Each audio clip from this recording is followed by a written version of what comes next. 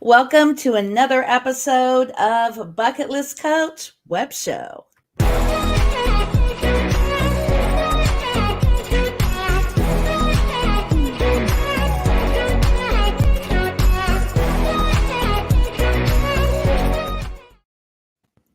Welcome. This is Cindy, your host. Make sure that you go to TikTok, Instagram, and Facebook. And of course, hit that subscribe button over on YouTube. And remember to hit that bell icon to get notified of other awesome videos. And if you share this YouTube after subscribing and commenting, I'll give you a 5-night hotel stay. So a little bit about the show. This show was inspired by Anthony Bourdain. I was a chef and then later on into travel. I'm a big lover of aviation. If you follow me, you know I am a aviation geek. And of course, we have 2 dates and a dash. We have the day that we're born and the day that we pass away. What are you doing in between that time? And my friend Dick, I'm going to introduce you shortly here. He is definitely on his career bucket list for aviation for sure. And a big plug to National Day Calendar. It is National Happy Artichoke Day. Make sure you go to nationaldaycalendar.com. Well, welcome back, Dick. How are you today? Oh, it's terrific. I'll correct you on one thing. You've got the day you're born, the day you die, and the day that you fly solo for the very first time. And that's one you always remember as well. And I'm actually working on my very first lesson coming up here in probably 3 or 4 months. So I'm excited. Excellent. Very cool. Go for it. Mm-hmm. So you've been on the show before. Not everyone has heard your story. Tell your story about what you're doing for your career bucket list right now. Okay, my career bucket list, I'm Director of Communications for the Experimental Aircraft Association. We're based in Oshkosh, Wisconsin, and we have more than 250,000 members who love airplanes all around the world. But we're probably best known for our annual convention here in Oshkosh, EAA Airventure Oshkosh. It is the world's largest fly-in gathering, has an attendance of more than 600,000 for 1 week, more than 10,000 airplanes that come to right here in Oshkosh, Wisconsin at Whitman Regional Airport. Everything from the smallest ultralight all the way up to 747s and C5s from the military and everything in between. New, old, different colors, different shapes, everything that flies, we're here to celebrate. So hold on just 1 second before we continue. I'm going to play this video. Let me get this going here. I'll go full screen. And here we go.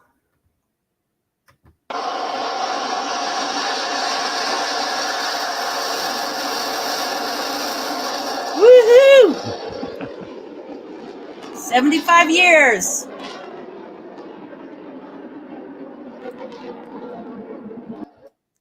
Wow. So let's talk about the 75 years of the Air Force. Yep. Well, this year is going to be a special year for us. The U.S. Air Force is celebrating its 75th anniversary. And so we're going to feature airplanes from throughout the entire history of the Air Force, from just after World War II, the dawn of the jet age, right up to today's fighters, the F-35, some of the C-130 airplanes, the C-17s that are here, and so forth. So what you just saw in that video clip is an F-100.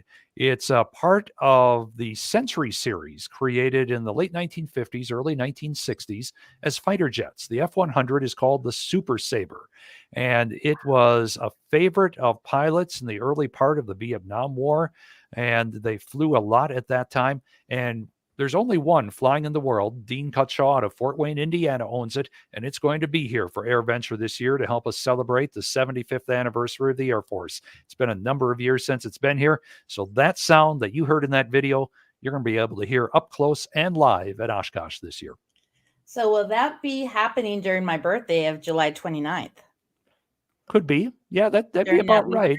Because that'd be the Friday of Airventure, and usually we have some pretty big shows going on during the afternoon air shows.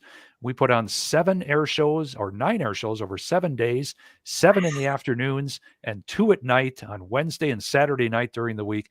And it is a gathering of airplanes that you'll see no place else in the world in one place. Wow. So let's talk about the EAA for those of you who don't know. Yeah, the EAA, again, 250,000 members, people who just love airplanes. They love flying them, building them, restoring them, just like hanging around airplanes and hearing the stories about them.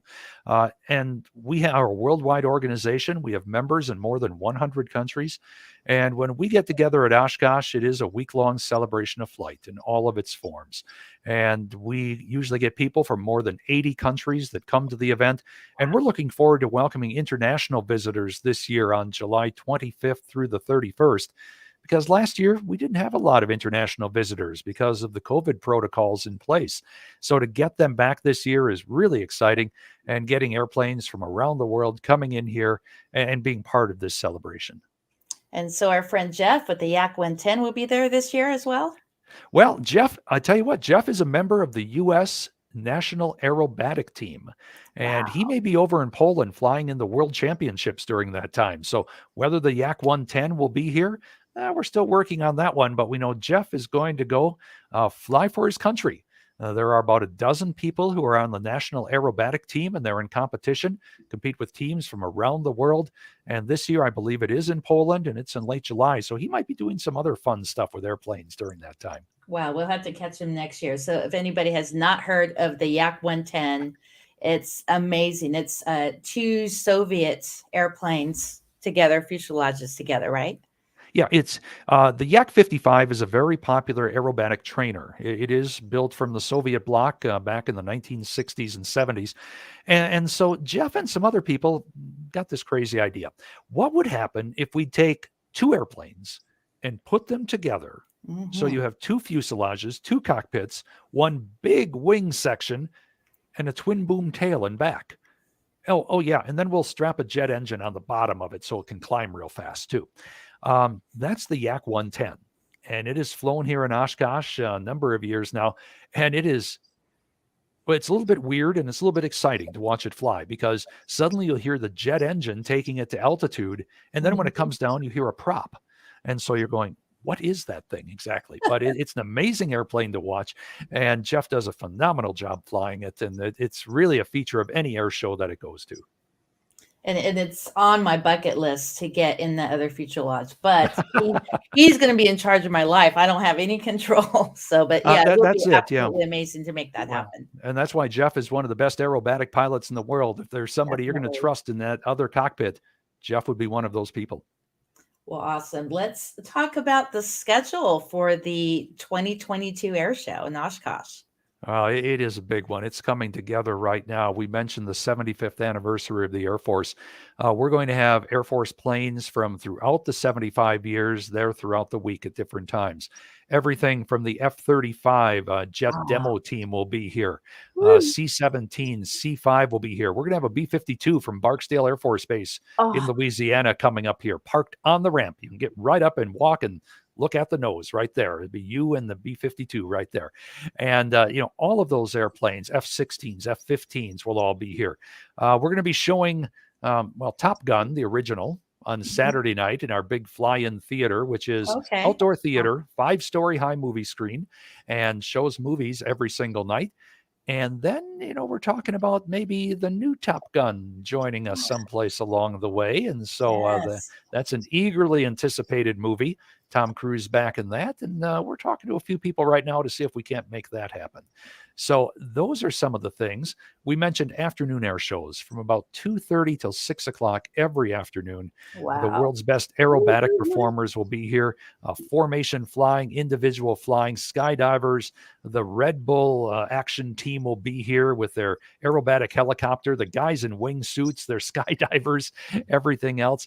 And then on Wednesday and Saturday night, the 27th and the 30th, we have night air shows. We all come back out to the flight line at about 8 o'clock, have things such as the Aeroshell aerobatic team, some military jets. You might see that F-100 flying at dusk and lighting up the afterburners. Then you're going to see airplanes with pyrotechnics on the wingtips and under the belly. And you'll see that plume of light going by, like when you were a little kid and wrote your name with a sparkler through the air. It looks like that with an airplane. And then at the end, some of the best fireworks you're going to see anywhere. And that's going to be on Wednesday and Saturday night. So if you like air shows, the excitement, the skill, the pageantry, everything about an air show, well, this is the place to be, because every single day we've got one during the week. Wow. So I'm celebrating my 57th birthday on that Monday. Tell me what I could see if I'm able to make it, because I have a lot on my schedule now for that Well, Saturday and Sunday. Will I see a C5? good chance of it. It's part of the Air Force. We basically Okay. told them bring one of everything, two if you've got them. Wow.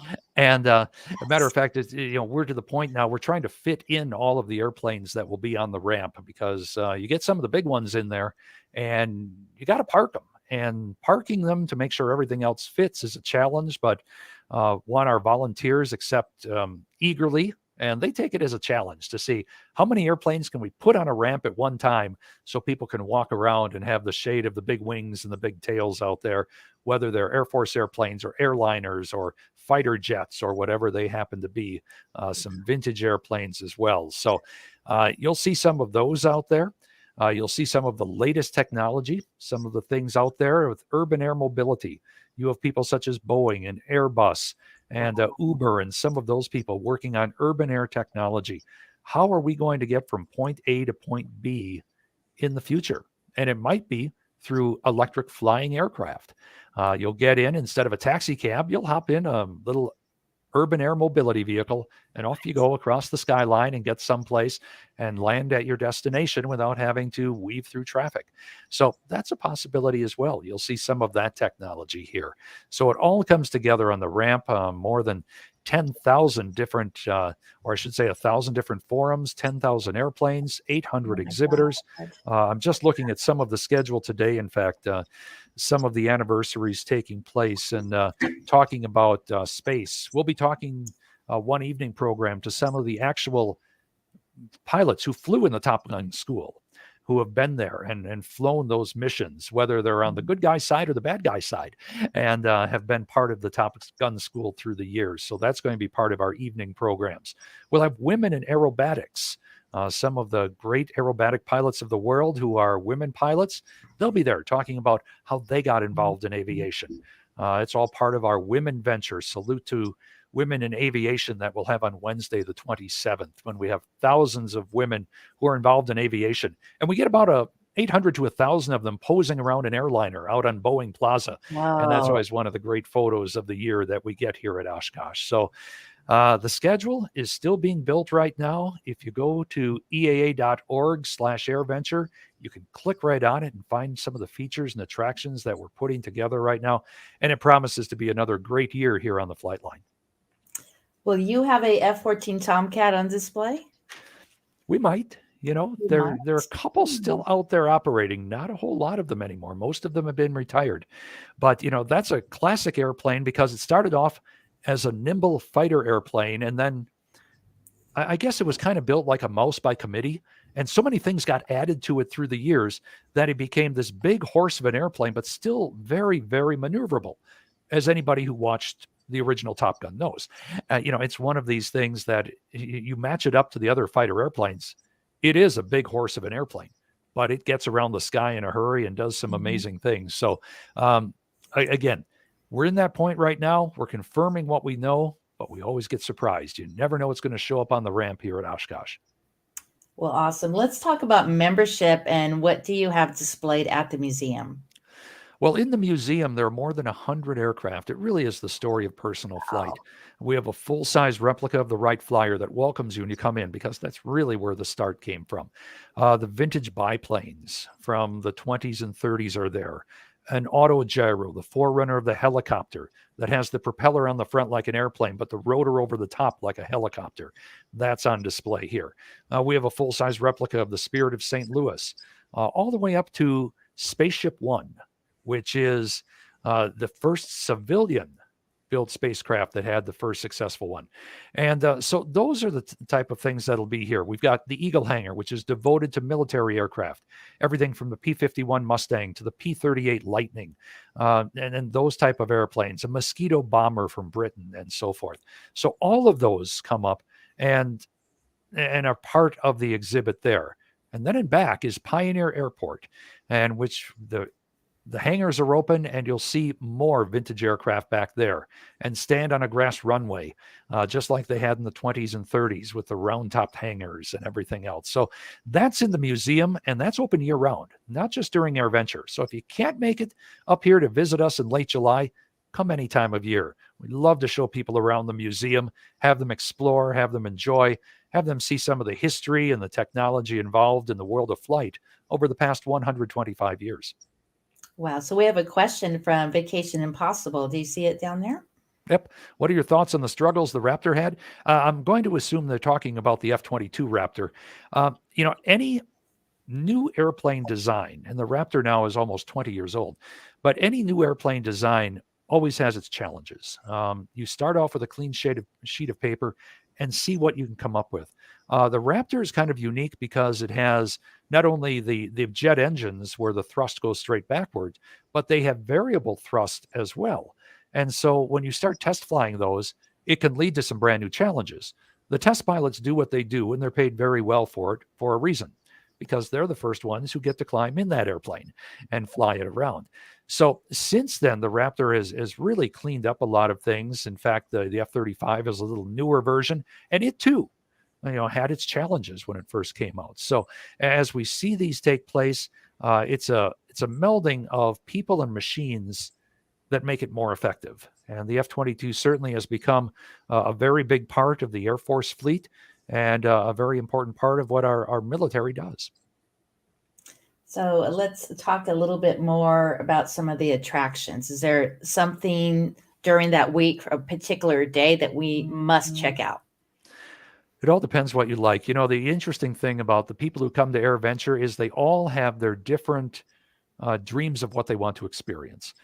Some people come to see the afternoon air shows. Absolutely. And this year with the 75th anniversary, you may see some formations of airplanes, whether they're current airplanes or they're a matchup of vintage aircraft from the Air Force along with modern military machines that go by in the heritage flights or the Navy legacy flights that might be part of them that you just won't see together anyplace else. You might see an F-16 with an F-51 fighter or a P-51 fighter from World War II flying together in formation. And you'll see about 40,000 cameras pointed to the sky right at that moment because they all want to capture that photo. You might see, like we did several years ago, when we put up a B-52, a B-1, and a B-2 at the same time in a formation going by. Now, the NFL did that before the Super Bowl a couple years ago. We did it 3 years before that. So, you're going to see these things first. Maybe a formation of vintage World War II fighters all together. Oh, wow. Or creating some of the runs from World War II, some of the famous battles and so forth. Some of the airplanes you might see might be a newly restored P-47 from World War II. Somebody brought that up. We were just talking with somebody who has an A-26, very, very rare World War II airplane. It's going through engine testing right now. They hope to bring it to Oshkosh. It would be the first time it appeared in public anywhere in more than 60 years. These are the type of airplanes that you'll see here at Oshkosh. If you're a warbird aficionado, love those World War II, those Korean War era airplanes. This is the world's largest gathering of warbirds every year. More than 300 of them come to Oshkosh, and you can just walk up and down the rows. And what's really cool is often you can run into veterans who flew those in combat and hear their stories right there too. So that's part of what you can see. If you're a technology geek, you can geek out here. This is the place all the aviation companies bring their new stuff. We talked about urban air mobility, but what's coming up in technology for inside the airplane, inside the cockpit? How are we seeing weather in new and different and more detailed ways than ever before? All of that is here during Airventure Week. So those are just some of the fun things that you'll see here. And like I say, come July, you'll always get surprised as well. Well, let's do a recap of what we talked about. So we're talking about the Osh Kosh Air Show. It's the largest air show here in America. So tell my audience why they need to be there. Why you need to be there? Simply put, you'll see a collection of airplanes and people involved in aviation that you'll see together no place else in the world. It's the place to come. People come from around the world. It is their pilgrimage. It is their Mecca. They come here because this is the place to see aviation. If you're a baseball fan, you try to get to Cooperstown, to the Hall of Fame, or to Fenway Park up in Boston. If you're a football fan, you try to go to Canton, to the Hall of Fame. If you are an aviation fan, you come to Oshkosh because it's old and new and it's all here. Yep, Cindy, hope if you can make it, we'd love to see you on the flight line this summer just to enjoy everything that we have. You'll see things from, like I said, airliners and C5s down to people flying ultralights, hot air balloons, all of those things. We just love stuff that flies. And so we want to make a celebration, an entire week long of it right here. And we do that. And people fly their own airplanes in and camp next to them all week. And so we become a city of aviation for 7 days. Wow. So let's talk about if I was to attend, or if someone was to attend just on the weekend, what is included again? Because some of us work and they could only do events on the weekend. So let's say they fly in Friday night. What are they able to see Saturday and Sunday? Well, Saturday is always a great day because we have 2 air shows. You have the afternoon air show running from 2:30 till 6, and then go grab a bite to eat, and then come on back at 8 o'clock, and maybe go catch a program at Theater in the Woods, maybe a program about the 75th anniversary of the Air Force, and then come back out to the flight line that evening at 8 o'clock for the night air show, 90 minutes of dusk and nighttime flying right over the skies in Oshkosh with some great fireworks. If you see that, if you come in, well, even before the air show on Saturday morning, visit some of the forums, some of the exhibitors, look at the airplanes on the ramp, talk to some of the Air Force crews that are here that fly these airplanes as a profession. You can find that out. Head down early in the morning, maybe to the ultralight area, and watch those one-person aircraft take off from a grass airstrip and just float around low and slow in that area. Head up to the Warbirds and see some of those great World War II airplanes. Again, you'll do a lot of walking, you'll do a lot of talking, but you'll have a lot of fun as well. And then on Sunday, it continues, afternoon air show on the Sunday. And then I always say Sunday, the final day, and this year that's July 31st, right after the afternoon air show, you will see the world's greatest aircraft departure show ever, as people line up their aircraft and they get out of there, whether it's from the exhibitors, whether it's jets, whether it's prop planes, whether it's ultralights, they all start heading home and they are lined up and they take off one after another. And you can see those airplanes fly. So it's a heck of a lot of fun, even at the end of the show. So what time is that one? End of the show is usually Sunday afternoon, about 4 or 5 o'clock. Okay. So if I went just a Friday, Saturday, I could still at least get Saturday out. Oh, yeah. Yep. Yeah. If you came in on Friday, you come in Friday morning, you'll have a full day, an afternoon air show, and all the things going on there. Everything from evening programs to the fly-in theater and big movies, and a lot of family activities, too. And we want to mention, because thanks to Boeing, that if you have kids 18 and under, they get in free. We want families to be out here to learn about aviation. So all kids 18 and under are absolutely free at Airventure. So bring out the family, enjoy it. There's a whole area called KidVenture where kids have hands-on things between flight simulators, building models, even taking apart an aircraft engine, putting it back together. And so they can learn and discover about aviation just as well. So again, things for the family, things for history buffs, things for aviation geeks. And if you just like to people watch, this is one of the world's great places to just people watch, because there's a lot of interesting people come through here. Well, awesome. Do your shout out for your website, and then we'll be back in the green room. There we go. Very simple. EAA.org/Airventure. EAA.org/Airventure, or go to EAA.org, click on the Airventure tab. It'll take you to everything you need to know. Well, thank you so much. I'm going to put you in the green room and we'll chat for a minute. Let me just close out. Sounds good. Thanks so much. Mm-hmm. Wow. So if you are an aviation geek, just like I am, you need to add this to your bucket list this year, especially because it's 75-year anniversary of the Air Force. But if not, just get a hold of me and I can connect you to some flight and hotel, either this year or next year. And next on the show, I have my friend Rob Todd, 2 p.m. PST, and we're talking about his career bucket list. He actually worked on the Cat at the USS America, guys. You could get to learn all about his job launching those F14 Tomcats. This is Cindy Shaka, baby. We'll see you at 2 o'clock.